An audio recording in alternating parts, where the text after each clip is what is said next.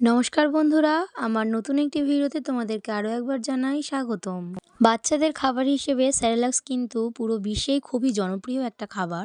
কিন্তু বাহির থেকে কেনা সেরেলাক্স আমাদের বাচ্চাদের শরীরের জন্য কতটা ভালো এবং কতটা নিরাপদ সঠিকভাবে তা আমরা কেউই জানি না।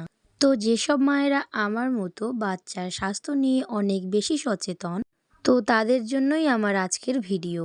কারণ আজকে আমি আপনাদেরকে শেখাবো বাড়িতে স্বাস্থ্যসম্মত উপায় অধিক পুষ্টিযুক্ত সেরেলাক্স বাড়িতে তৈরি করার সঠিক নিয়ম।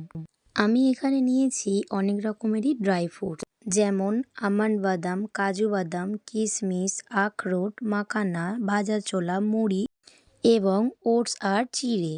এই সব কিছুকে একসাথে নিয়ে শুকনো খোলায় ভেজে নিতে হবে। যখন দেখবে মাখানাটাকে হাত দিয়ে গুঁড়ো করা যাচ্ছে তখনই এটা হয়ে গেছে। এরপর এটা মিক্সচার গ্রাইন্ডে ভালোভাবে গুঁড়ো করে নিলেই তৈরি হয়ে যাবে বাড়িতে তৈরি বাচ্চার জন্য উপযুক্ত পুষ্টিকর হোমমেড সেরেলাক্স।